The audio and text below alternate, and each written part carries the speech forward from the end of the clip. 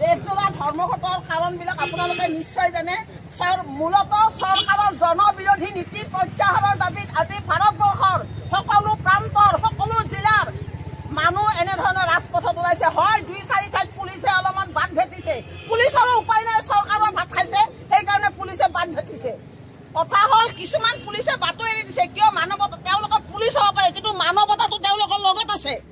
গতিকে মানুহৰ স্বাৰ্থত তেওঁলোকে কেতিয়াবা চৰকাৰৰ লগত বিৰোধিতা কৰিব। মোৰ বোধেৰে, মোৰ ব্যক্তিগত মত লাগে, কাৰণ আজি সাধাৰণ শ্ৰেণীৰ মানুহৰ আলৈ আঁথনি নোহোৱা হৈছে, শ্ৰমিক কৰ্মচাৰীবিলাকৰ আলৈ আঁথনি নোহোৱা হৈছে, আঁচনিভুক্ত কৰ্মচাৰীয়ে জলকাই পানী খাইছে।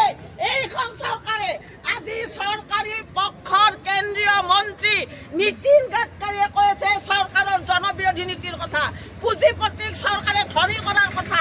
গতিকে সকলোৱে শুনক, বৰ্তমান আমাৰ এই জিলাত যিবিলাক মানুহ আশে পাশে থিয় হৈ আছে, আপোনালোকৰ স্বাৰ্থতো আমি এনেদৰে ৰাজআলিত চিঞৰিব কাৰণে বাধ্য হৈছো। আজিৰ এই কাৰ্যসূচীৰ মূলতঃ দাবী, চৰকাৰৰ জনবিৰোধী নীতি আছে, শ্ৰমিক কোড বাতিল কৰিব লাগে। শ্ৰমিকৰ কাৰণে যিখন মানে ভয়াৱহ কোড তৈয়াৰ কৰিছে চৰকাৰে, এই কোডটো বাতিল কৰাৰ দাবীত আমি ওলাই আহিছো আৰু আঁচনিভুক্ত কৰ্মচাৰীবিলাকৰ দাবী লৈ আমি ওলাই আহিছো।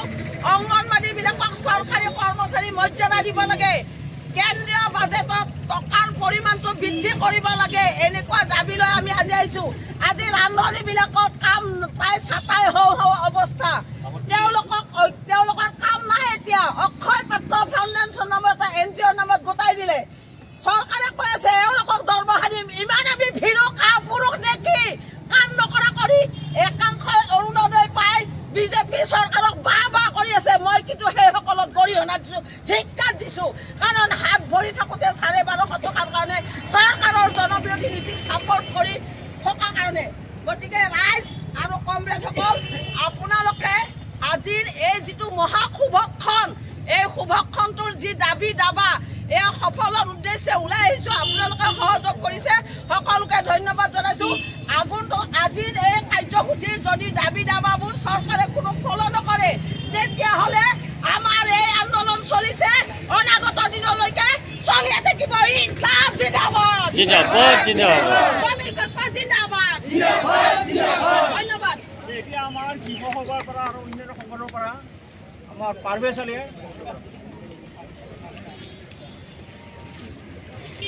আজি এই ধৰ্মঘটত অংশগ্ৰহণ কৰা আমাৰ বিভিন্ন ট্ৰেড ইউনিয়ন, শ্ৰমিক সংগঠনৰ নেতৃবৃন্দ তথা শ্ৰমিক বন্ধু বান্ধৱী ৰাইজসকলক মই প্ৰথমে বৈপ্লৱিক অভিনন্দন জনাইছোঁ, লাল চালাম জনাইছোঁ। ইতিমধ্যে আপোনালোকে গম পাইছে যে এই ধৰ্মঘট ভাৰতৰ 10 কোটি মানুহ এই ধৰ্মঘটত অংশগ্ৰহণ কৰিছে। এই ধৰ্মঘট হৈছে শ্ৰমিকসকলৰ অধিকাৰ ৰক্ষা কৰাৰ দাবীত এই ধৰ্মঘট। এই ধৰ্মঘট হৈছে কৃষকৰ অধিকাৰ ৰক্ষা, উৎপাদিত ফচলৰ মূল্য পোৱাৰ দাবীত আজিৰ এই ধৰ্মঘট। আজি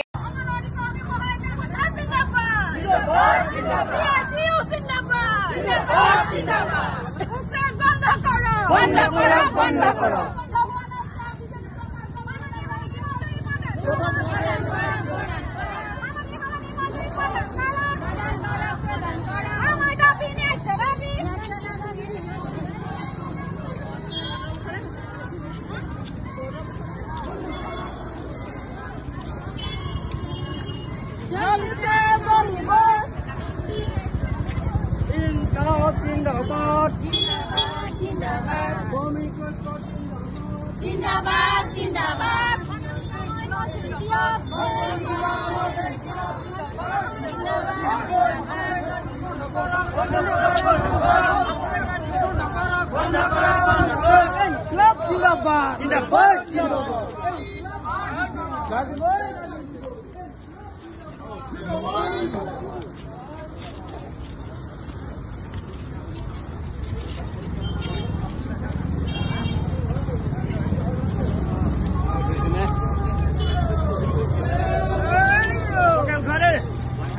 দেখা উঠোৱা